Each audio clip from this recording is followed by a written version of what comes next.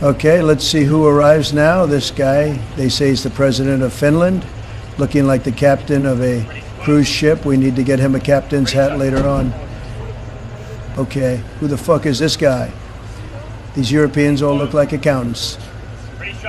Yes, sir. I come to do your taxes. Okay, thank you, sir. Ah, the British Prime Minister. They say this guy is gay. I don't know if that's true or not. I just think he's a dork. Hey, this guy is definitely gay, and his wife is a man, and she beats him. Well, poor guy. Ah, Georgia Maloney. I love her. I told her and Elon that if they ever have a kid, they better name him Eloni Maloney. Ursula. I like that she calls me daddy. They all should when you think about it. Good day. I come to see my American daddy. Yes, thank you very much. Good morning. Good morning. Hopefully you were able to hear that I was kind of tweaking my audio as that video was playing. Hopefully you guys are all having a great Tuesday morning and you have survived the very crazy heat wave we've been having. Good morning, Linda. Good morning, Robert. And thank you so much, Robert, for that.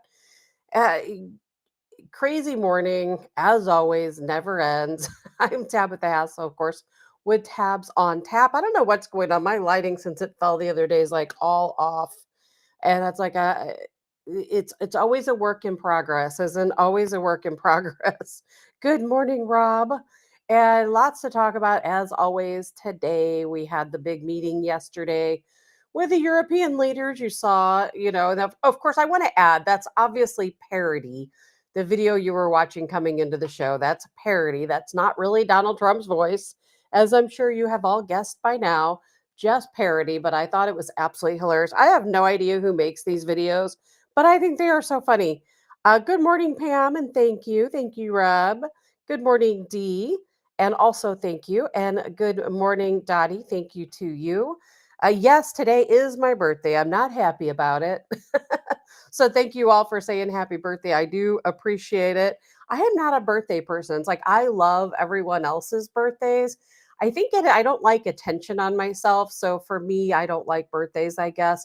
But I love celebrating other people's birthdays. It was my mom's birthday on, I guess that was Saturday, I believe. Saturday. And I think I talked a little bit about that yesterday. And she's kind of like me. She doesn't really care about birthdays either, but I always try to do, something for her. I told everybody for my birthday, like, don't do anything at all. I'm not doing carbs right now, so I can't have cake or any sugary anything. And I'm really just, and I have to work all day today. That's the other thing. I have to work all day today. And Pam, that was funny, wasn't it? I thought that opening was hilarious. Good morning, Mandy, and thank you. Good morning, Vernon, and thank you as all of you guys for the happy birthday wishes. I really do appreciate it. I am heading out today after the show. I'm going to be working it was a kind of a last minute, sometimes they send me these work orders, but I have to send them travel costs and I don't know if I'm going to be working, not going to be working. Sometimes they approve them, sometimes they don't. But this one was approved. So I am heading out today after the show. I'll be heading out to Columbia, Missouri to work, of course, in my anti-piracy role. And so, unfortunately, there will not be a show tomorrow because I will have to work. But I will be back on Thursday. So I can't imagine there's so much going on in the news where I really have to be here every single morning. It's probably a little excessive as it is, but there is always a lot going on in the news. Good morning, Beatrice. Oh, well, happy birthday to you, Beatrice. You and my mother having the same birthday. Happy birthday. And yeah, I'm thankful to be a year older that I survived one more year. We've always got to be thankful for that. But I was thinking yesterday, like, where in the world does the time go? I don't understand it. I don't know if this happens to you guys or not, but like my day yesterday was pretty boring.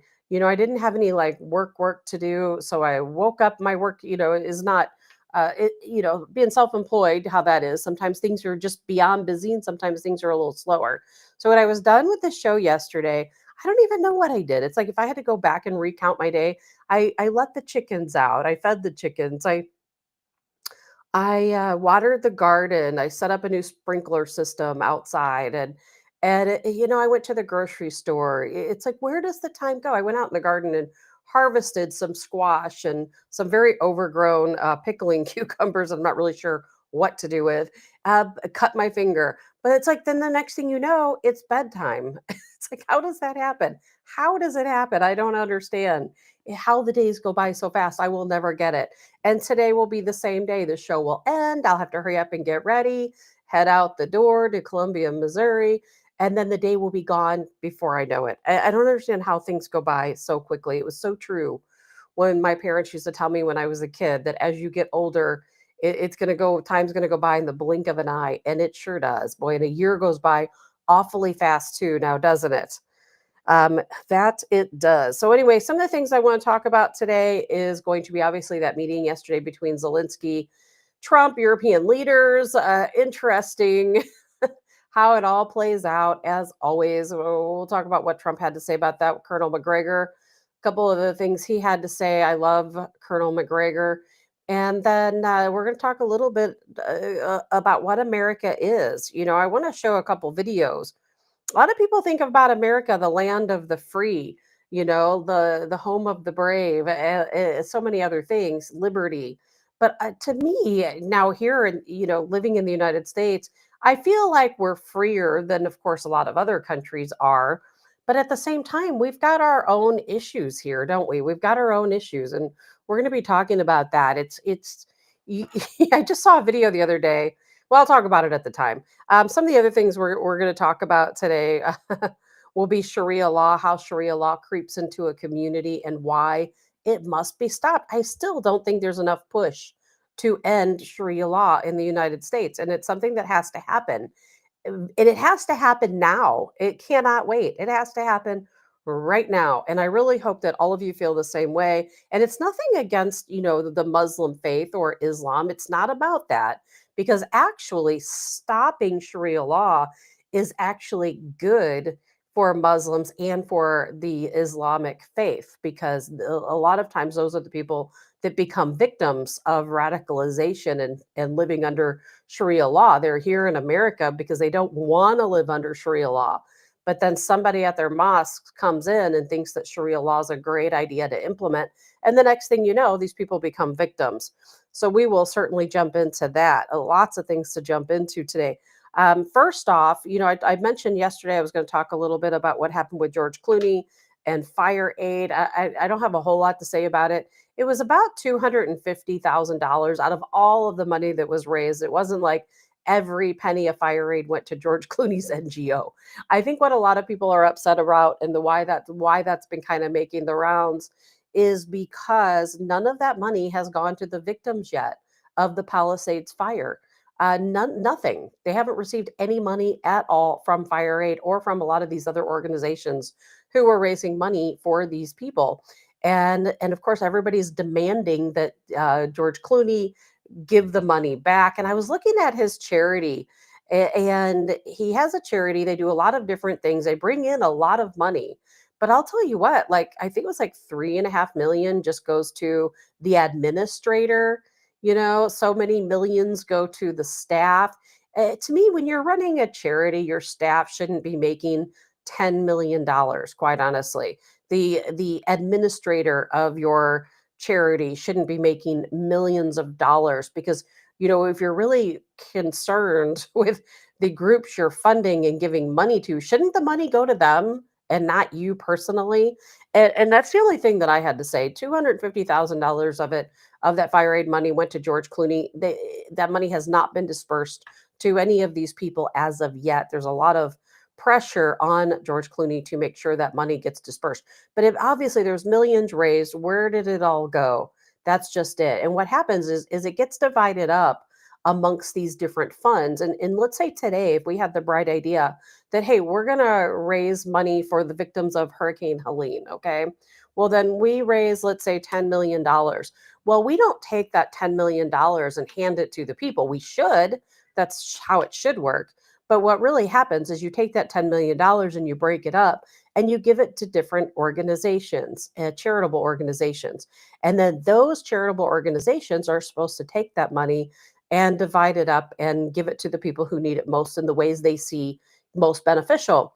But unfortunately, a lot of times that just never happens. A lot of times you contribute your money to some good cause, and that money gets dispersed to all these NGOs, other charities, and that type of thing. And then in the end, the money never goes where it's supposed to go. Sometimes those people never see money. We've seen it, unfortunately. Remember, straight off that chip off the old block with the Clintons and the Clinton Foundation. Remember Haiti whenever they went over there and they raised all that money for Haiti? And guess what? They claim they didn't get anything. And where did the money go? It makes no sense now, does it? And it's extremely, extremely upsetting.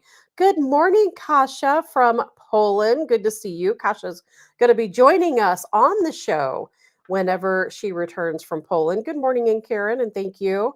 And Dottie says it's one big washing machine. Yes, yes, it is. It's one big washing machine. We take the money, send it to these different groups, and then you know what? They take their cut, sometimes 20% or more, and they find ways to take their cuts to pay administration costs, send it to the CEO, and so on.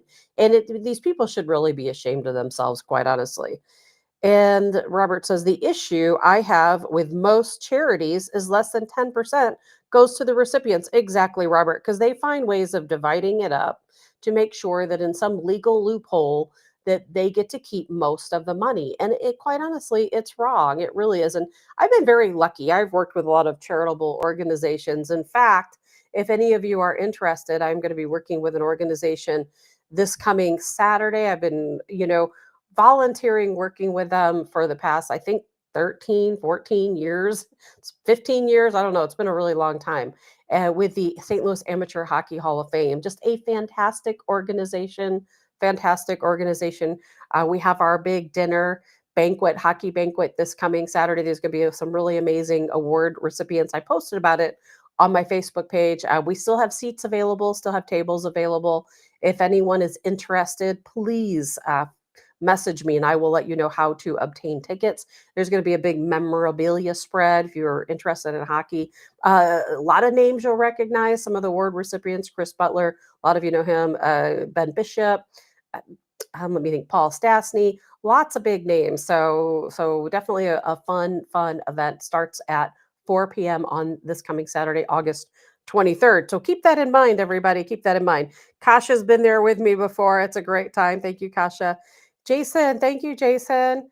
Gosh, you're in Texas. I wish I were in Texas. Right now, our weather here is probably just as hot as it is in Texas. But anyway, we got to keep up with these NGOs and these different charities because, like I said, I've been very lucky. I've worked with some different organizations and charities where everything they say is on the up and up. If they say money is going here, funds are going here, guess what? That's exactly what happens. And it's really unfortunate that some of these other groups are able to get away with not giving money to the people it belongs to. So anytime you think about giving money to a charity, please research it first. I know I've made that mistake before. Back in the day, I used to give a percentage, of the money every year to different groups. And then I started looking and seeing how much the CEOs made and how much money really went to the people I donated clothes to. Goodwill once, which I will never do again. Never. I'll throw them out in the street before I give them to Goodwill because I took my clothes to Goodwill. It was like 6 bags of clothes, nice clothes. Some of them new that had never been worn, expensive clothes, and And I went back up there because I forgot a leather jacket in the car, and I took it back up there. They took all of my things and threw them in the trash. Why? Because they were bagged up, and they said they don't take bagged up clothes when I asked. Everything had to be neatly pressed and on a hanger. And so I would never again will I ever go back to Goodwill. So always keep an eye on these different charities. Good morning, Allison, and thank you so much. Good to see you this morning, Allison. So again, lots to talk about today. I want to talk about before we jump into Russia, Trump, and everything that took place yesterday, because we are going to talk about. There's a lot of debate there about that call with Putin, so we'll get into that. But I want to show you guys a couple different things. When I think about America, I think about, and I shouldn't. I know that we have a beautiful country. When I traveled through Georgia, Georgia is one of the most beautiful states. Florida, many beautiful areas in Florida with the coastline. We've got the mountains. We've got these beautiful rivers in Arkansas. Let's say in Missouri. There's so much amazing aspects to this country, but yet alone, we talk often about how freedom is just an illusion. People who come from other countries, they think they're coming to the land of the free, the home of the big American dream. But it's unfortunate those things really don't exist anymore. And yes, we are free to the point where we can get up and leave our home. I don't live in Afghanistan. My windows aren't blacked out right now. I'm not wearing a black burqa. We have the ability to go, look for work. Thank God, America, we're also the home of capitalism. So therefore, you really can, to a large degree, make your life to some degree what you want it to be. You can go out and here, one thing I will say in America that is, I do feel is true for most people. I know some people have more roadblocks than other people, but if you have your mind set to doing something here in the United States, if you want to open a business, if you want to be self-employed, if you have a lot of motivation and you're really ready to get out there and do the work and set the groundwork up for yourself, you can do very well. Thank God we have capitalism here. Kasha, I'm not sure if she's still here, but Kasha grew up in Poland, under communism, and she understands the difference between America and what Poland was like under communism. But she has also said, and someday she'll join us on the show to talk about this. Many of you have already heard our interviews with Kasha and previous shows I was on. She will also say that she sees some of those characteristics happening here in the United States, especially under Democrat rule, where we're heading towards socialism and communism. How can you deny it, quite honestly? But what I also think is, and I watched a video the other day of a guy from Africa. He migrated here legally. He came here legally, and he said, "I'm going back home. I don't want to be here. I'm scared to walk to my car. I'm scared I'm going to get mugged. I had money stolen from me. My car got vandalized, and everywhere I go, I see people passed out on the streets. On drugs. I hear gunshots every night, and there are other stories of people coming to the United States legally. I'm not talking about illegals that came here legally, and they'll say this is actually worse than my life in Afghanistan. I came here to escape the violence, and this actually happened here in St. Louis. There was a couple of migrant families that came here to St. Louis, and they were placed into a housing unit somewhere in North City. And they're like, this is far worse than where I came from. I hear shots every night. My kids can't play outside. It was not this dangerous in Afghanistan. And so, uh, good morning, Michelle. Thank you.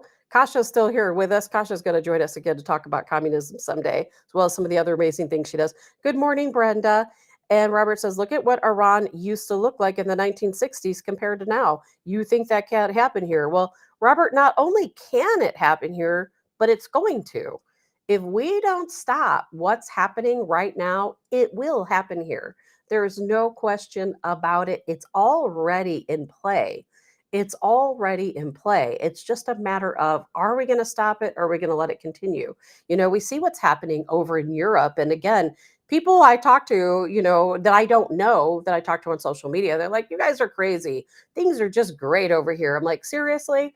What is it? Sweden, women can't even ride a train alone. They have a special train car for women because they were all getting raped by migrants. I mean, come on. We've all seen the fires in Paris. And no, it doesn't represent the entire country. There are still parts of the country that are safe, but it represents portions of the country. But then, you come to here to America, and I'll tell you, are things better? Because when I'm looking at America and what we are today, these are some of the things that I see. I'm going to show. Hopefully I'm not playing the wrong, I am playing the wrong video. For whatever reason, my screen's really dark today, and I can't see anything. This is protesting taking place in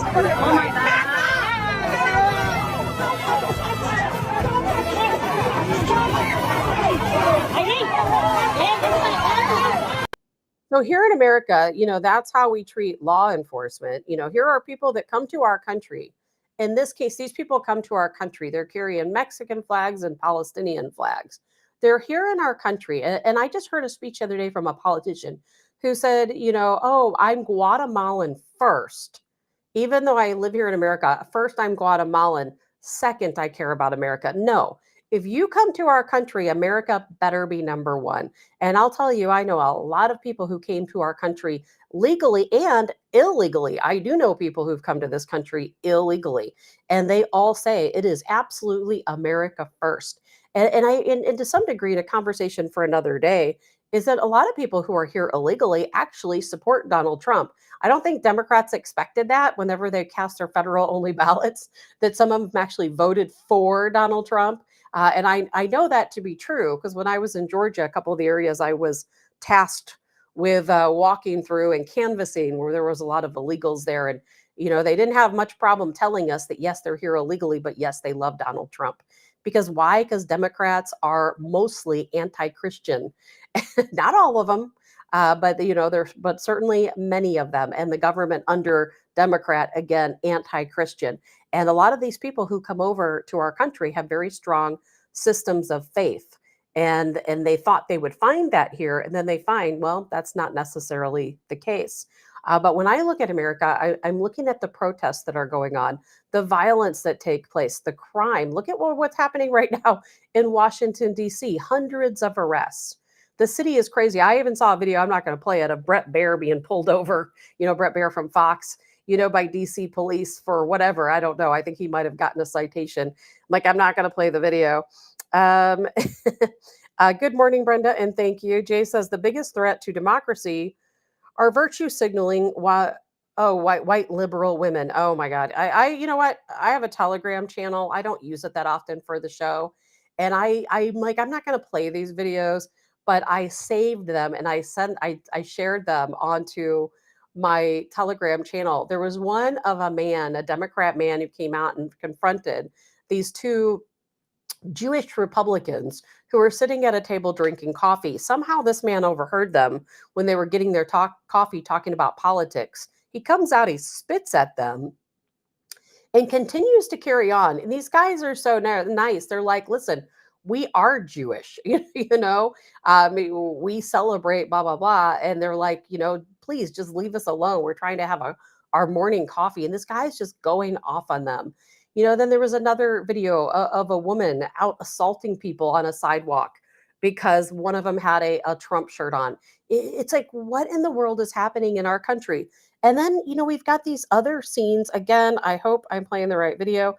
I don't know what is wrong with my computer, but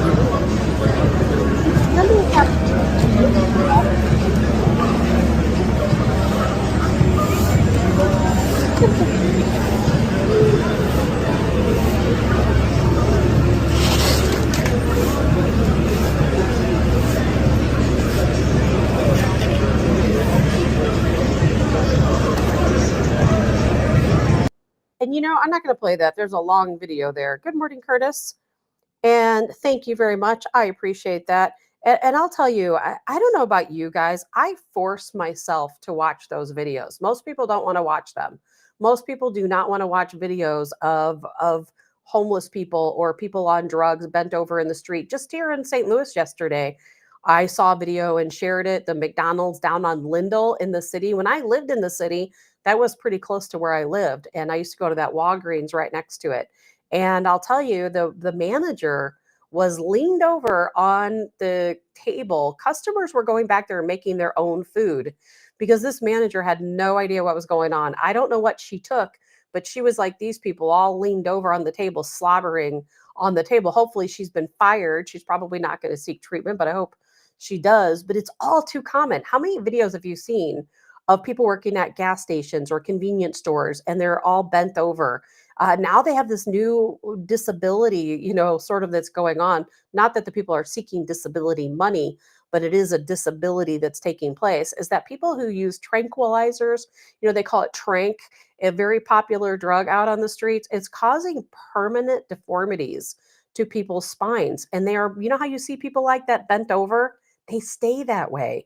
And what ends up happening when these people use a lot of this drug called trank, their spines permanently conform to being bent over this way. And there is no way to fix it. There's no way to fix it. We've got these cities with all these people walking around completely bent over who cannot straighten back up. It's like, how are we not doing something about this? No, what do? We're not going to be like the Philippines when they had that Philippine president. Was that Duarte, I believe, that was doing that, where he was going out and executing, drug addicts and drug dealers in the streets. We don't want to go that route, of course. But what do we do? And people want to say, oh, liberals, Democrats, they'll want to say, well, all those videos are taken in the same spot. Anytime you see those videos, that's only on Skid Row. Excuse me, but that's not the case. Every city has their area of drug addicts. I live in a town of about 7,000, and I'll tell you what, we don't have many here, but there certainly are drug addicts. There's been a couple running around town, lately. People have been talking about, on social media. If you go out, when I used to go out to our cabin out in rural Missouri, guess what? All these people out there on meth and heroin. You wouldn't think out in the country. You're scared to even walk on a trail anymore because God forbid you come across somebody who's got a meth lab out in the country, and you hear about people going into all these national forests and disappearing. And one of the theories is that they've come across somebody out there who was making drugs or involved in some type of drug trade. And that's where they went, which seems more plausible than the other theories. In some instances, it's a scary world we live in. Jay said it's all started with participation trophies. Yes, a lot of it did. Jay says, look at the videos of the media, won't show you of LA. And that's exactly right. I force myself to watch these videos. We are so, if you're watching this show, you're probably somewhere fairly comfortable. I'm not saying you're wealthy by any means, because most Americans are not. I would say most Americans live in a pretty bad place, not physically bad place, but that we're worried about bills, worried about paycheck to paycheck, worried about keeping our jobs or becoming homeless. I think that's how most Americans live. And of course, with COVID, that disparity grew even larger because, of course, the goal under the Democrat regime is to separate us, isn't it? It's to take the elite, and by elite, I don't mean that in a derogatory term in this sense. When it comes to the government, yes. In this sense, no. But they want to take the top, 1, 2% earners in this country, and then they want everybody else to go down to the middle.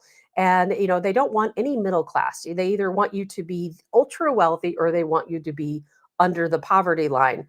And they don't, the government doesn't do anything about people out standing in the streets doing drugs. Now, drugs are still illegal in this country. These drugs, methamphetamine, heroin, still illegal in this country. Now, there are countries like Canada who are working very hard to legalize methamphetamine and cocaine and heroin. If you don't believe me, look up Alberta, Canada, where they had a test program. I'm not sure if they still are doing that, where people were allowed to use a certain percentage of these hard drugs legally. Legally. Why? Because, of course, they want the tax money. And so when you see these videos, you see these people all bent over, all passed out doing drugs. Okay, well, they're committing a crime. No, throwing them in jail is certainly not the answer. But we have to come up with some idea what to do with these people. Because if we're going to make America better again, if we're going to make America great again, we're a long way from being great again. But if we're going to do it, we have to start tackling these tough issues, because you know what? We can't just keep hurtling and rounding up all the drug addicts and the homeless people and pushing them into a corner. We actually have to solve the problem. I don't know what that problem is, but what I do know is they're taking over our country. They are taking over our country. We have all these people who are on drugs, sometimes very heavy drugs, drugs that make them act crazy. They're coming and they're, vandalizing your car. They're breaking into your home. They're going into these businesses, God forbid, work in a retail environment, and you're going to deal with these people constantly. We just had that situation at the Emos in St. Louis. I don't know if you guys recall, and it got really skewed in the media. And the situation is this was, was it Florissant, Ferguson? It was somewhere in North County where there was a guy, fairly young guy. I think he was 2021, if I recall correctly, and he was working with his coworkers, and there was a guy who kept coming in wanting food, demanding food. And this person was known to be a nuisance in the area. And they told him, "I'm sorry, we don't have food for you. We cannot give you any food." And it was about closing time. So this guy walked an employee out to the dumpster, a female employee, because they were very worried about this guy, hanging out. Not only that, but the other criminals out there too. And sure enough, this guy's back there by the dumpster harassing them again. The young guy that worked at Emos before he went outside, from what I understand, he took a knife with him because he was concerned for his safety.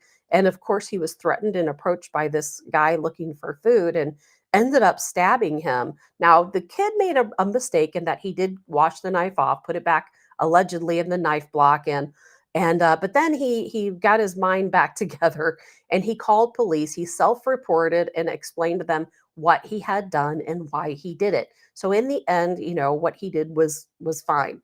Well, I don't know legally if it's fine, but in the end, he did the right thing by contacting police. But if you work in a retail environment, guess what? That's going to happen to you all the time, isn't it? All the time. You're just lucky. You are just lucky that it doesn't go further than that. A friend of mine, worked at a retail environment, back, gosh, and I think this was the late 90s, early 2000s.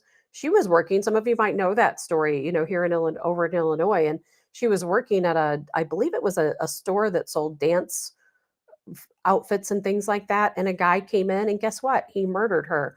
It's crimes, drugs has overtaken our country. Man, we've got to do something about it. I don't know what that is, but we've got to do something about it every day. Every single day, I'm seeing these stories about this woman's gone missing, this child has gone missing, uh, killing four people here, four people there, being murdered. And most of the time, when you track it down, it's about drugs. It's just absolutely insane. I'm very worried about our country. And Kevin says they want low level debt slaves reliant on the government. They do. And under Democrat rule, they don't care if you're addicted to drugs or not. They will find a way to profit off of you or push you off to the side, like so many of these people are. Jay says they should study what happened in Oregon and why they repealed their drug use laws. Absolutely, Jay. Jay says, my area is rural and meth is the biggest problem and it's rampant. Jay, it's so rampant that if you talk to some people, especially in rural areas that own businesses, they can't even find people to work. Why? Because so much of the population is on drugs. Who would have ever thought we'd be in this place in America where such a large percentage of our population is on drugs? I don't get it. I don't understand it, but we've got to do something about it. We just have to. And I don't know what, but we need to start coming up with more community watch programs. We've got to start talking to our local legislators, that is, and we've got to solve this problem. If we don't do something soon, it's going to be too late. It's going to be far too late. When you think that you go to the store or you're out doing something and 8 out of every 10 people you see is either on meth or crack or heroin.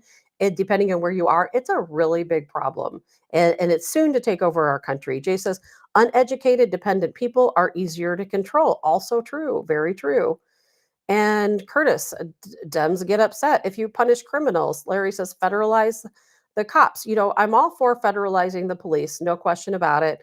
And Curtis, you're absolutely right. That's why we have all these towns that have these, cash bail or no cash bail type things. You commit a crime and you go to jail and then they release you. It's gotten so bad where a lot of police now, they don't even arrest people. It's like, what's the point in arresting someone? Like all these people, you see them doing illegal drugs and there's no point in arresting them. Look what's happening in the stores. We see videos of people coming out with bags of merchandise. When I was working in Springfield last week, I went to a Walgreens. The entire makeup aisle was behind glass. If I wanted a lip gloss, I had to go and ask an employee to unlock the glass for me. I am telling you, we are getting ourselves in a situation where there will be no more retail. There will be no more open shopping. It's just not going to happen because these companies are at such a loss over people stealing product, and the fact that we can't be hold any of them accountable for it. Where you can take your own shopping bag and go into a store and just take whatever you want, throw it in your bag, and leave. I remember hearing the stories of going to like a Best Buy or a Circuit City back in the day, or some of these big box stores, and you go in and grab this big TV and just walk right out the door. They're not going to do a darn thing to stop you. It is absolutely insane. It's insane. Jay says common sense needs to make a comeback. It does, and we need to start punishing the criminals for the theft. And I realize our prisons will be full. There's no question about it. But are we just going to have a lawless society? Because I feel like that's what we're doing right now. It's just a lawless society.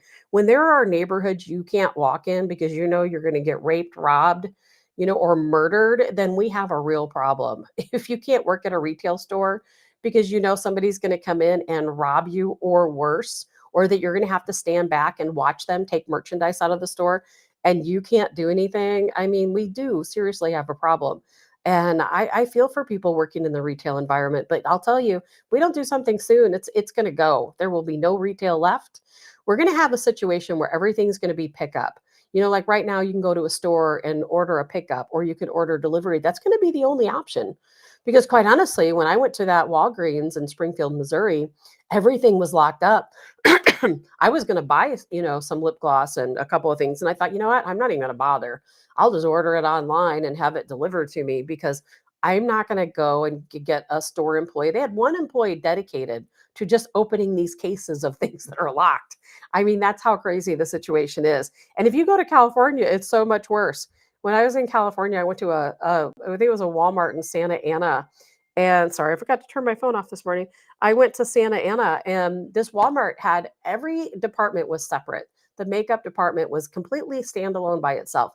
And if you went in there, everything's locked up, and then you have to pay for it at this little side counter before you can go into the rest of the store. If you went to the pharmacy, anything you bought in the pharmacy, you had to pay for in that little area. So the whole store is divided up, with different cash registers and walls, and you can't leave a certain section until you've paid for your items. It is crazy. Meat locked up with security tags. It's like, what in the world is happening? So we would rather just lock everything up than punish criminals. I mean, and that costs a lot of money for these retailers to lock all this stuff up, to order that extra equipment, order extra personnel to unlock it for you.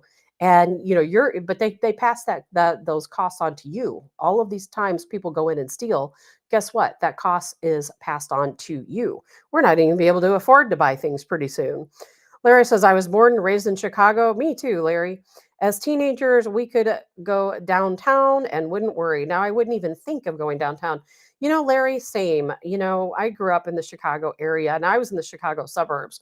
And I remember being like 12, 13, and friends and we would take the train and into downtown Chicago, and we would walk all over the place.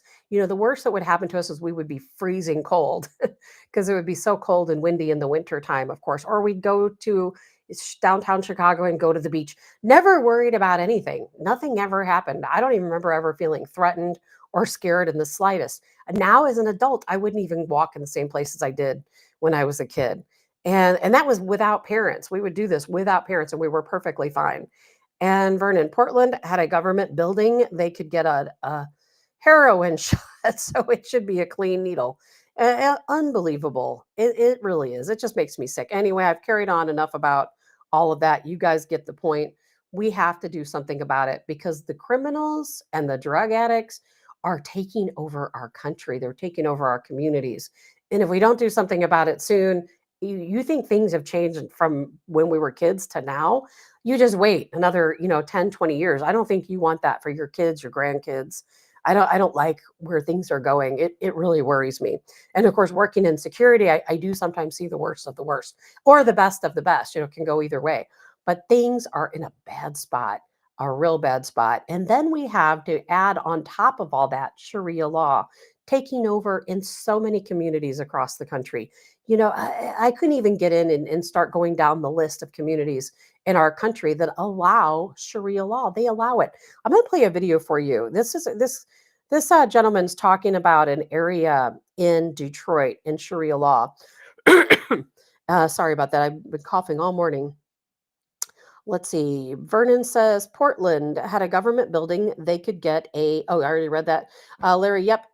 I was raised in the suburbs too, West Chicago. South side for me, Larry, South side. We all know what's happened to the South side since then, most of it anyway. So take a listen to this video. I've explained this before. Sometimes I think it's better when you guys hear it from somebody besides myself about how Sharia law spreads. People tend to think, well, Sharia law is only in the mosque, but it's not.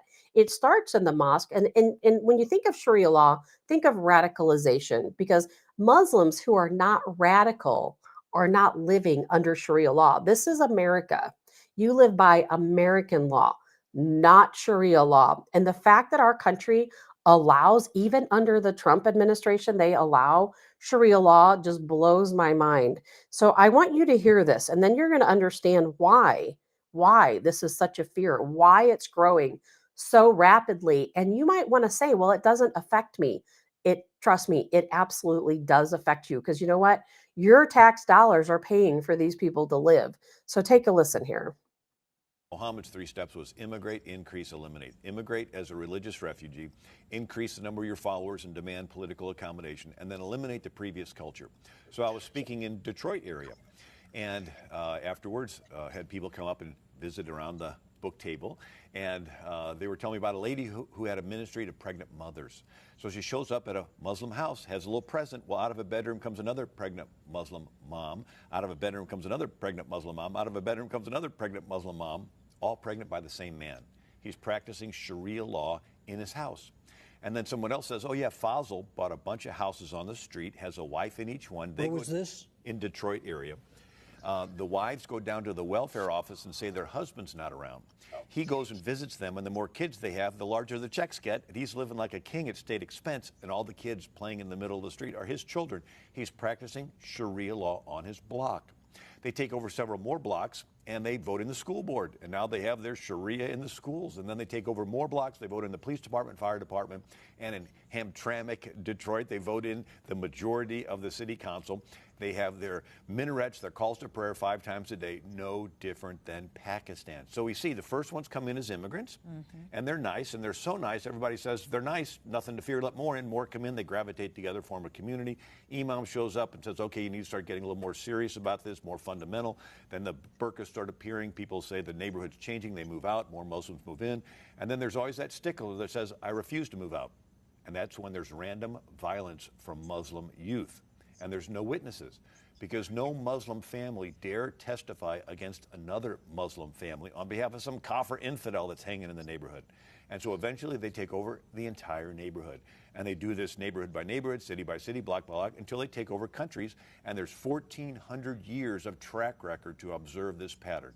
So they took over Egypt, which used to be Coptic Christian. They took over Syria, which used to be Christian. They took over all of Turkey, which used to be Christian. Took over all of North Africa, which used to be. They took Spain, held it for 700 years until the Spaniards drove them out. Okay, so I hope all that sunk in. I hope it did. I hope you remember that video. I hope you remember what this guy said, because that's happening right now in our country. And you can see, if you heard what he said, at the escalated level we're at now, where we are electing mayors of cities, police chiefs, who are radical Muslims who practice Sharia law. Now, again, this is not about Muslims. I know a lot of people of the Muslim faith who are very good people. They want the same things we want. They do not live under Sharia law, nor do they want to. Because under Sharia law, it is not a good place for women. And quite honestly, it's not a good place for men either. And the Muslims, I know, they don't want radicalization. That's the absolute last thing they want. That is the last thing we want. Some of them born and raised here, their families never had to deal with radicalism in the past in other countries. And then others have come here from countries where they had to deal with radicalization. But here's the problem is that they're expanding rapidly.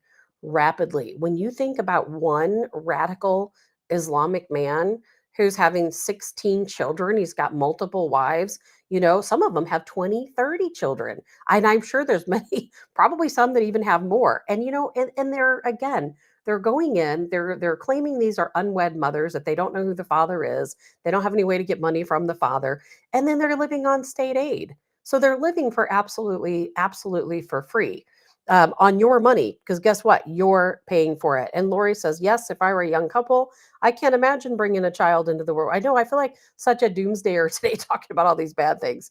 And Robert says, Hamtramck, Michigan, where the mayor and the city council are all Muslim and was found guilty of election fraud. Yes. But Robert, and it's not just happening in Michigan, it's happening all over. It's happening in Missouri. It's happening in Texas to a very large degree, around Beaumont, Josephine, Texas.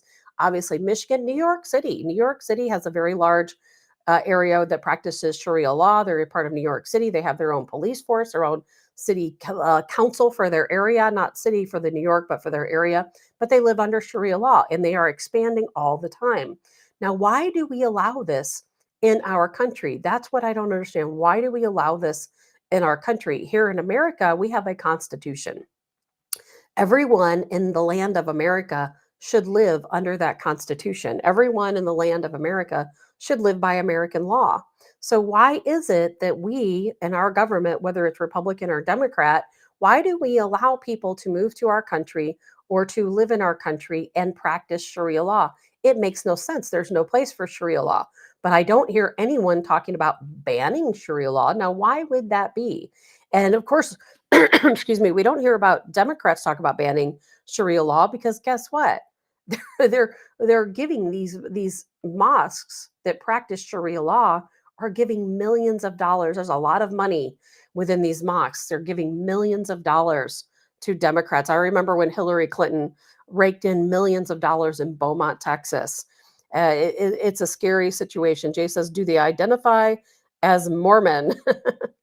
Curtis says, go to Dearborn and you think you are in the Middle East. That's exactly right. Robert says it's happening all over the world. Yes, because it's about world domination. Kasha says, are we the people? Wake up time. Yes, it is. Yes, it is.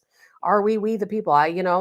Some of us, not all of us, but this is exactly how it takes over. And that's why when I talk so much about Europe and what's going on over in Europe, and I say, that when we have to choose these sides between, let's say, BRICS and NATO, this is NATO. NATO and most NATO countries are far ahead of us when it comes to Sharia law taking over. And just like this guy said, I hate to say it, but I don't even know who that guy is, or who he's even talked to. I didn't pay attention. I was just listening to his words and how correct his story is. And that's exactly what's happening here in our country. It's very relatable because we see it happening all around us.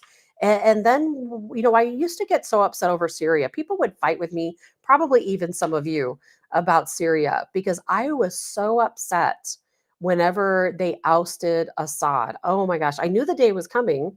A lot of us did. And I was so upset about it because that means that the radical Islamists won. They finally won.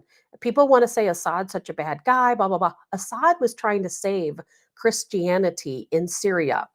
He was trying to save all that was left of Christianity in Syria. And instead, look what happened. Literal terrorists took over. Literal terrorists. Al Qaeda took over. Al Qaeda now runs the government of Syria. They have established their Islamic caliphate.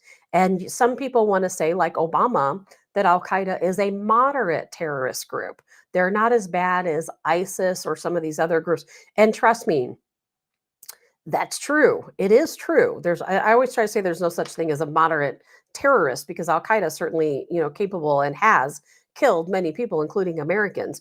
But maybe they're not quite as bad as the Wahhabis or some of these other, Islamic groups, where quite honestly, they would come and murder me for just talking about this. I mean, that's the truth.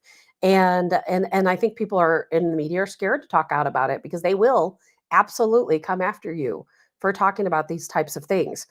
And Jay says it gets folded into the freedom of religion, and no one has wanted to try and take that on, but they take on Christianity all the time. The government under Democrat has no problem going after the Christians, right? But when it comes to Islamic extremism, they're terrified. They won't do a darn thing about it. And that has to change. Again, it's not about Muslims, not about the religion of Islam. I have nothing but respect for the religion of Islam, and for the Muslim faith. However, it's radicalization that we have to come out against. Sharia law, and there's no place for it in the United States. So that's something I hope we talk about. And when it comes to, let's say, California is the same way. They're facing a lot of problems. And here we have, Governor Newsom, who, who is assisting, of course, the Islamic takeover of California, which makes no sense. Excuse me, no sense at all. Absolutely no sense. The things that Newsom is doing to California, I don't know how somebody like him can be stopped, but it's happening in so many. Kathy Hochul of New York. We have, Gretchen Whitmer. We have so many of these, Governor Pritzker, who are turning our states into something we don't recognize. But why? Because you know what? It doesn't affect them. It absolutely does not affect them. They're all very wealthy people. Their kids are going to private schools. They're not out there in the public. They live in very nice gated neighborhoods. They're not worried about any of this stuff. It does not affect them. And it's kind of funny because I watched a video yesterday, speaking of Governor Newsom, Gavin Newsom, because he absolutely plans to run for president in 2028. There is no question. Could you imagine him running the entire country the way he runs California? I think we all know we've got to hope that doesn't happen. And Kasha says, oh no, sorry, Jay says, oh, I read that already. All right, so I want to show you guys this video. This is a sheriff in Riverside County. I've played other videos from him before, and this guy's pretty interesting. And I want to hear what he has to say. He is literally telling, and trust me, Gavin Newsom knows this video exists. He knows that this sheriff in Riverside County wants to get rid of him. But listen to this. This is pretty crazy because I'm wanting to know what he knows. My message is, Gavin Newsom, I am going to expose you for the complete fraud that you are, the liar that you are, and you will never, ever be the president of this country. You will never do to the rest of the country what you have done to California. California's problems are completely caused by California government. We have the greatest businesses, we have the greatest people, we have the greatest business minds, the greatest innovators, the greatest creators, the greatest entrepreneurs in the country. We have the fourth largest economy that is artificially propped up to be something good. And the thing that is preventing us from being great, from achieving that California dream that that I came here for, the only thing preventing us is government. Government has its boot on our backs, keeping us down with over-regulation, activism, appeasement of activists, instead of taking care of the majority of Californians as a whole. And it's an agenda. It is a complete agenda of making sure that government is in control of all of our lives instead of us being in control of government. And so that's a long video. I'm not going to play the whole thing. That is Sheriff Chad Bianco. I've played videos from him before. I absolutely love that guy. I wish he got more exposure, than what he does. I love what he said. Again, it's a long video. If anybody wants that, I can post that somewhere for you to see. But I'll tell you, he's absolutely right. Now, think about that on the larger scale, that we have Gavin Newsom running for president in 2028. Now, who's he going to run against? Or is this guy going to ruin him where he can't run? But he absolutely intends to run. He's setting it all up. He's raising funds. From what I understand, Democrats like Hillary Clinton, they're trying to get a plan together. They're raising funds for him.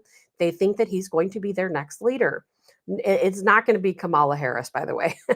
But let's just think about this, across the whole country. If he ran our country like he does California, I don't even know what to think. I think Kamala Harris was bad. Obama was not my favorite. Biden was the absolute worst. And I think Newsom would take that to an entirely new level because we see what's happening in California. We can envision that would take place all across the country. I don't know what to do other than we need to get ourselves in gear and we need to start thinking about that 2028 election. I know it's only 2025.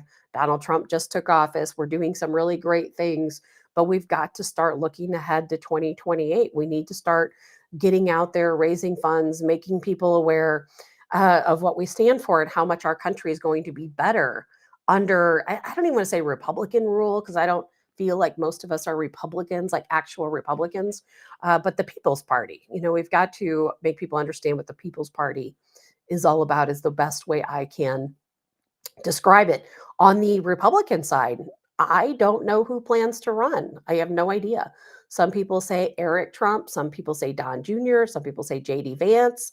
I'll tell you what, I'm hearing a new name being thrown into the ringer, and this might surprise you, or maybe it won't. I was kind of surprised by this to some degree. I always thought Eric Schmidt would be the one to run in 2028, but I'm hearing that he's probably not planning to run in 2028. I think there's a lot of folks out there who would like him to run. I have mixed thoughts on that. I like Eric Schmidt, but I do think he's a little more he's done some really great things, but I do think he's a little bit more establishment than what I prefer as a president. But what about Andrew Bailey? What about that? A lot of talk going on in the background. For those of you who've already heard the news, of course, Missouri Attorney General, Missouri Attorney General Andrew Bailey, who I love, by the way. I've interviewed him a couple times. I think he's a fantastic person. He's done some amazing things for Missouri. I loved Eric Schmidt as the U.S. Gosh, I just can't get my words right today. I loved him as our Attorney General for the state of Missouri. Interviewed him many, many times, and I think he was perfect Attorney General. And I loved it when he got on the Trump team and went to Washington, D.C., even though I also wanted Greitens to go as well. However, what about Andrew Bailey? Do you think Andrew Bailey could possibly run in 2028? Of course, we heard yesterday that Andrew Bailey is giving up his position as Missouri Attorney General. He is moving to Washington, D.C.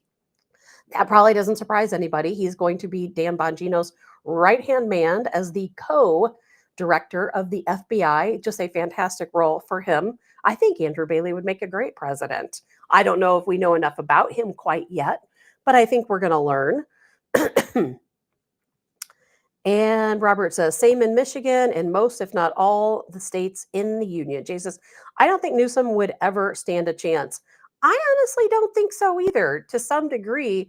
But you know what? They cheat. And so because we know they cheat, they're probably already coming up with a plan to cheat. We cannot put that past them. Good morning, Mary, and thank you. And Robert, I expect Rubio. I hope not.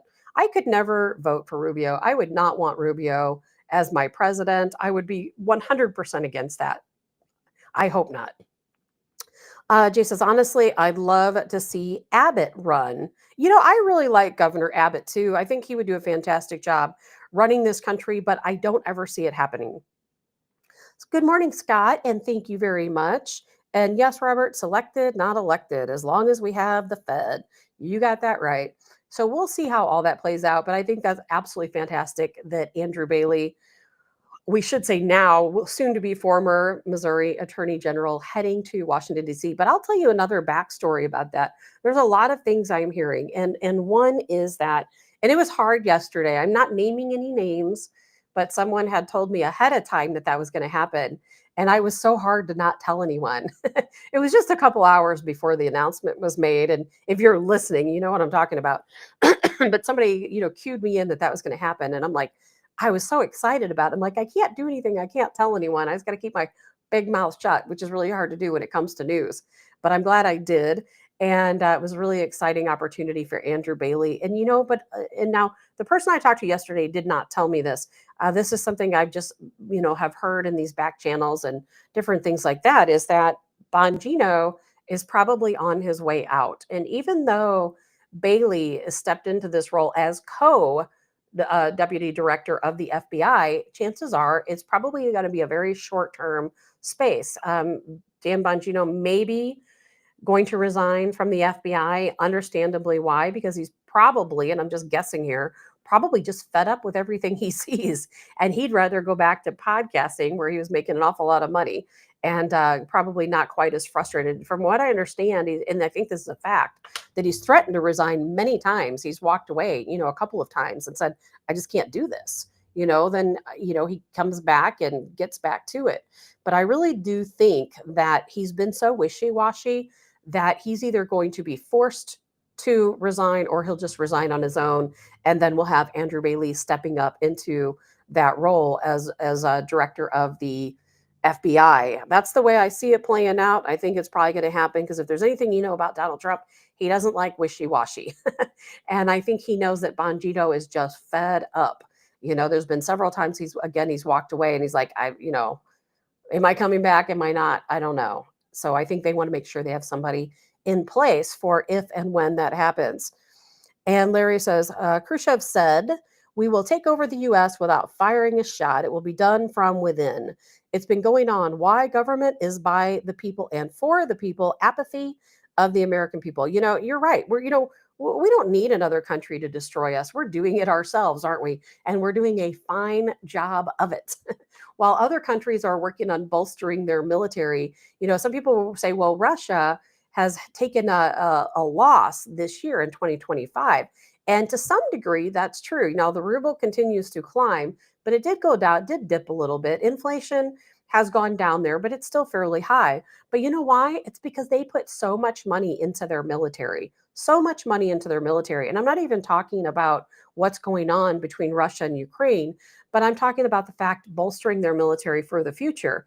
And so that took a good chunk, of course, of money from their country tied up into the military. And of course, under Donald Trump, we're working to do the same thing. But in those Biden years, we weren't doing anything. In fact, if you talk to a lot of people in the know, they'll tell you we're not ready for war. We are absolutely not ready for war. Not only do we not have the stockpiles of gasoline, which are necessary, for jets and so on, the petroleum reserves and everything that our country would need for war, we're just simply not ready. We've expended ourselves to a great deal under the Biden term, giving everything that we had to Ukraine. And that's the case, of course, for most of Europe as well. And I heard Colonel McGregor blasting this guy. I don't know. I can't remember. Was it Mario Narfall? I didn't play the video because it was just a little short clip, but he was blasting this guy because this Mario was going on talking about, we need to end this war because Russia, they're losing so many, people and they're weak and blah, blah, blah. And Colonel McGregor is like, wait a minute. He was very blunt. And I love Colonel McGregor. He Douglas McGregor. He tells this guy, he's like, Mario, stop lying to your people. What you're telling them is all wrong. Russia is not, in fact, hardly losing any lives at all. They've got such an upper hand right now. He said the loss of troops' lives is in the single digits these days. And he's absolutely correct. And you can go out and see these reports. And he went on and talked about it. And I've got a little video here of Colonel McGregor that I want to play. If, again, I can find it. I've been having a real problem with my videos, but here we go. I want you to take a listen to this. I imagine that President Putin, who is always very polite, was well received by President Trump. The problem is that the Russian position has not changed, and it's not going to change. And I think President Trump would like to cooperate. The problem is he has tremendous opposition to that cooperation here, and of course with the globalist leaders in Western Europe. Yeah. If there were less opposition, I think they would very rapidly end this war. And the real... Yeah. And he goes on, the video cuts off after that, so you don't get to hear everything he's got to say. But what he's trying to say is that, yes, what some of us have said all along, that if it weren't for NATO's involvement, for the involvement of the Biden administration, this war would have ended like right away. I don't know if any of you guys watched the show back when I was on Real Talk. I remember the day sitting there in the studio on the day that Russia first came in. And what's interesting about that day is that when Russian troops first came in, they actually went straight to Kiev and they went straight to the government building. There's video out there where you can see them doing that. I don't know why it's never been spoken about since then. What they were doing at that government building, I do not know. However, I think they were there probably seizing documents and things like that. And then, of course, they retreated and then they started that taking over on that eastern region of Donbass and Luhansk. Well, I sat there that day and I said, oh, this is going to be over really fast. Russia will come in a week. This will be over. Nothing else will happen. And they'll secure that eastern border, make sure that Ukraine isn't continuing to fire into Russia and, harming the people in that eastern region, the Russian speaking people that the Ukrainians have been blasting for the past 8 years at that time. And then all of a sudden Europe got involved and the United States got involved. And then it kept prolonging and prolonging and prolonging. But I can guarantee you, had Europe not got involved, NATO not got involved, the Biden administration not got involved, it would have been over. Probably a week, 2 weeks, that would have been it. But because Europe wants to protect their secrets, because the Biden administration wanted to protect their secrets, of course, of the Biden crime family mostly, and our biolabs and, the story, everything else over there, we did get involved. And to a large degree, actually. What do we give them? $350 billion. Isn't that what Donald Trump said recently? That they got about $350 billion from the United States alone, not to mention what they got from other countries. It's unbelievable. And so now here we are in 2025. This war is still ongoing. Russia, again, like we said many times, they are moving through like wildfire, through Ukraine, just taking area after area. And of course, European leaders, they want that to stop now. They want a ceasefire. They want the land grab to stop right now. And of course, Russia says until we have a deal, that's not going to happen.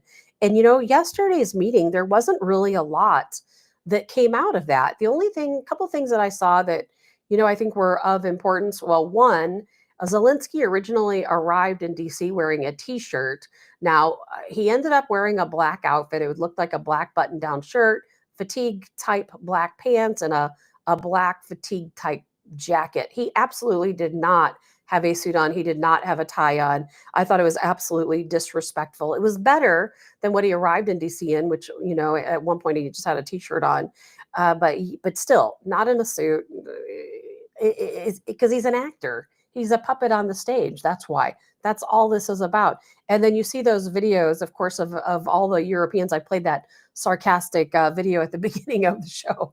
And of course, they're all there for the same reason. I thought this was a pretty funny moment, though. I'm going to show you this video where at one point, Trump, he's got this huge photo on his wall of him raising his hand up in front of that American flag, which, by the way, I got in a lot of trouble.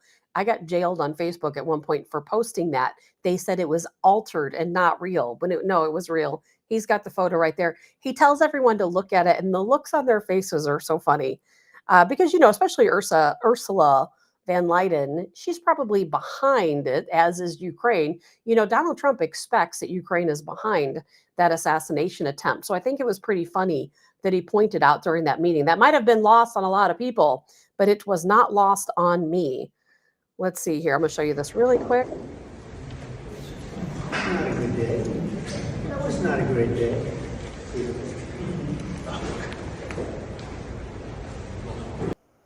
Now, he did that on purpose because he absolutely believes that Ukraine and Zelensky, not really Zelensky, but the puppet masters like Ursula van Leyen, are behind the attempted assassination that took place in Butler, Pennsylvania. He absolutely does believe that. He's talked about it before.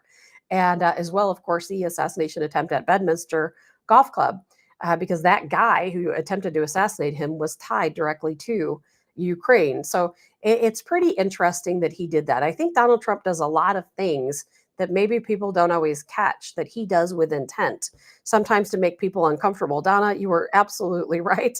A stage costume. It is absolutely a stage costume. So as you know, they were in the meeting. They're talking about peace deals. Somebody in the meeting says, hey, let's get back to this in a month or two. Donald Trump says, what do you mean a month or two? While more people get killed, out on the battlefield? No, we're going to deal with this today.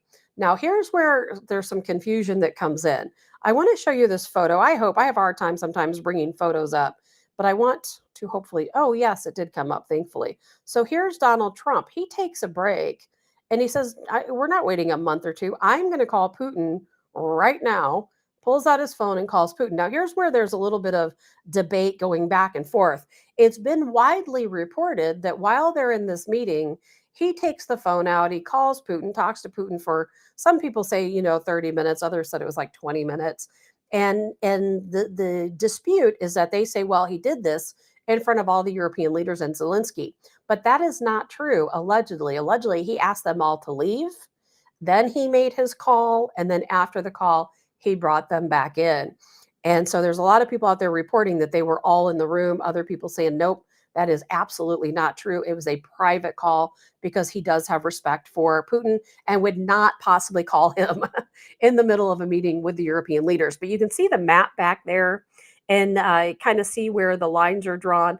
And the orangish colored land is the area that Russia has taken. Now they're a little bit further than these lines right now, but this is the plan they're trying to make that if indeed they create a ceasefire, if they make peace, this is the land Russia's going to keep. Now, of course, Zelensky still saying, by the way, do you see Donald Trump's phone?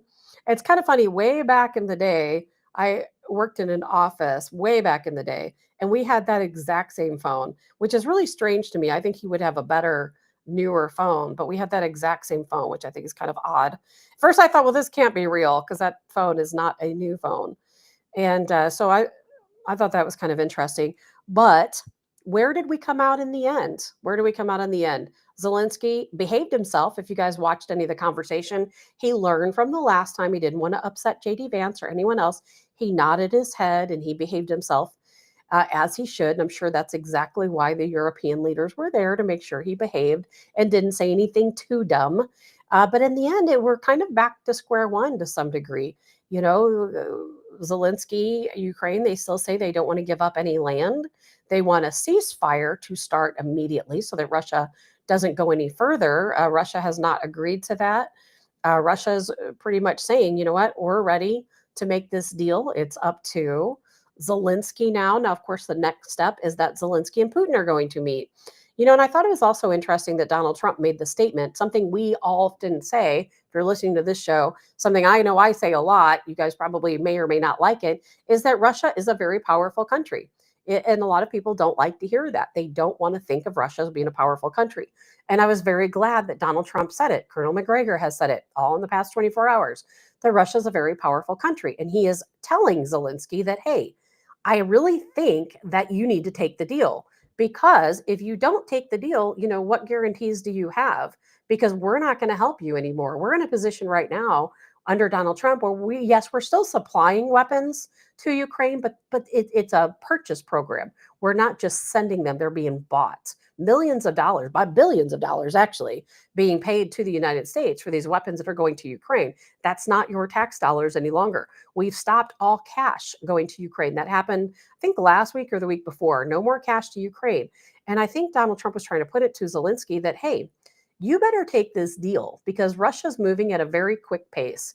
And when you no longer have the backing of the United States, you know, Europe, they're going to run out of money very quickly and resources. Then what are you going to do? You know, and I really do think, and Colonel McGregor also pointed this out yesterday, that, you know, Zelensky, when this ends, when there's a ceasefire, he's done.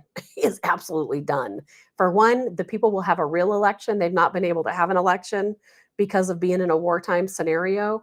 He should not be their president unless they elect him again, of course. And like Colonel McGregor said, he's gonna have a tough time when this is over. There's gonna be nowhere safe for him anywhere in the world because people know what he's done. He's cost the lives of a lot of people, hundreds of thousands, you know, of young men and women in Ukraine. And I think Donald Trump made it very clear to everyone there that, you know what, if we want to continue this war, we'll continue it. But if you want us to help you with weapons, you're going to pay for them. You're going to keep shelling out billions of dollars to the United States. But sure, let's go ahead and continue the war. You guys can continue to pay us until you're bankrupt. Or we can just end this now, let Russia take what they want. We'll provide some guarantees, safety guarantees to Ukraine. And by safety guarantees, Donald Trump promised the American people that does not mean boots on the ground in Ukraine. He said that under his term, that will never happen. Now, of course, he also said that Ukraine will never be a member of NATO. That's off the table completely. The most Ukraine can expect is some security guarantees. And of course, Russia said, yes, we will allow you to provide security guarantees, but never will it be NATO troops. They will never allow NATO troops to be stationed in Ukraine. So now the next step down the road is going to be for Putin and Zelensky to meet, which is something before would never have happened. So we're definitely making progress. They say that meeting is going to take place within a week to 2 weeks. They don't know where yet. Some people have suggested Zurich, some said Qatar. There's a lot of different countries, maybe Saudi Arabia, willing to host the two for this meeting. And Donald Trump has said, you know what? I'm not part of this. I'm not going to be at that meeting because now it is between Zelensky and it's between Putin. We're out of it. So we'll see how that develops as it continues on. Pam says, I don't know about you, but I'm super excited. My taxes will no longer go to Ukraine. Pam, I am absolutely ecstatic. But I'm unhappy that if you were listening to the show earlier, I'm unhappy that they are going to people practicing Sharia law with 20 kids. So it's like our tax dollars are never going to go exactly where they want them to go. But I am at least glad that they're not going to Ukraine. And I still believe when it comes to taxes that we as Americans, we need to be able to go to a government website and even if it's 30,000 pages, we need to be able to go and see where every tax dollar of America is spent, every single penny. We were promised that, by the way, and that has not yet happened. I want to see every page of every bill that is before Congress, every single page, the good and the bad. I want to see all of it. I want to see every tax dollar that gets spent and where it's spent, how it's spent, every single one. These things are probably never going to happen because if they did, there would be a revolution tomorrow. So probably not going to happen. But yes, I would really like to know. So we'll keep up with this story as we learn more. Not really a lot more to it other than that. I love Georgia Maloney from Italy. I shared a video of her on Facebook. She's always so expressive, and I think that's funny. Some people think she's just strange, and I don't really think she's strange. I think she's just very real. She doesn't have that same pretense. If you look at Stolz from Germany or Starmer from the UK, they're so uptight. They are so incredibly uptight. They don't loosen up at all. Ursula von der Leyen, she's just evil. I don't know what other word to say, just flat out evil. Anybody associated with NATO, in my opinion, is flat out evil. So why people still want to side with NATO, I'll certainly never understand. But I just read a report this morning that the UK, believe it or not, was planning on spying on Americans. So it comes to the situation where people are fighting with me constantly about why we should absolutely befriend the UK and befriend Europe. And I'm like, okay, these people hate us.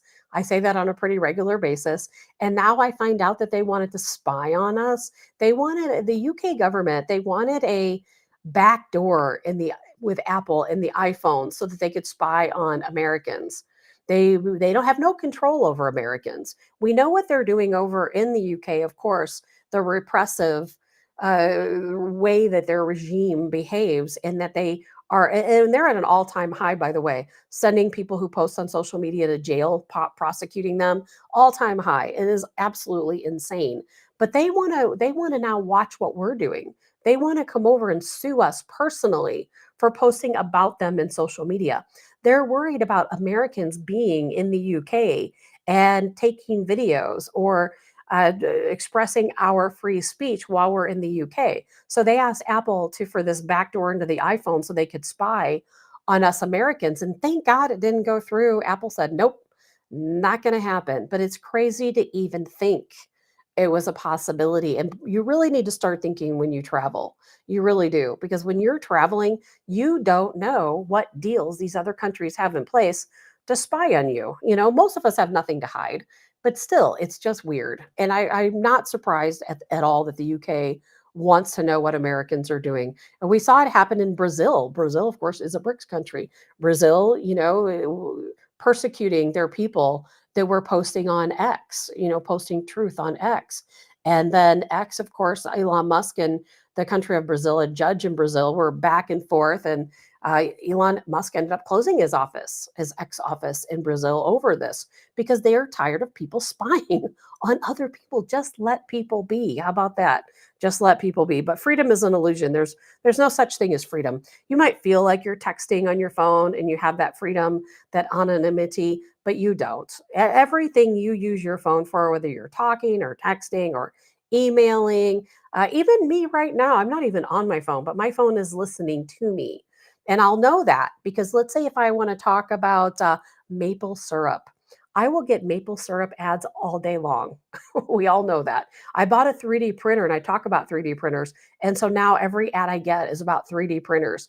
There's no question. They know everything we're doing, everything we're saying. It's a little spy device that we carry with us everywhere we go. And we know what our own country is doing, but we have no idea what these other countries are doing when we're in their lands. So that's something to think of. Something else I find rather terrifying is that, and again, this will probably be the last thing we talk about today, but China. First of all, let me backtrack. Okay, I didn't even know that there were moon orbiting satellites. Did you? Maybe I knew that, but I don't think I did. I know we have satellites that orbit the Earth. I don't think I realized we had satellites that orbit the moon. Or maybe it just never even occurred to me, or I've just never even thought about it. Certainly never read about it that I can think of, but they exist because China has created a laser beam that can target satellites orbiting the moon. And they've done a test on that over the past couple days, showing the world that, hey, look what we can do with our new laser beam. We can target a satellite orbiting the moon. And that's kind of a scary thought for us because, satellites are very important to our infrastructure. And when you end up in a situation where you don't want another country to have this grip on you, the last thing you want is for them to have that capability to target your satellites. Now, allegedly, China is the first nation to have this capability to where they can use a laser beam and target moon orbiting satellites. And as crazy as that sounds to me, again, I had no idea there were moon orbiting satellites.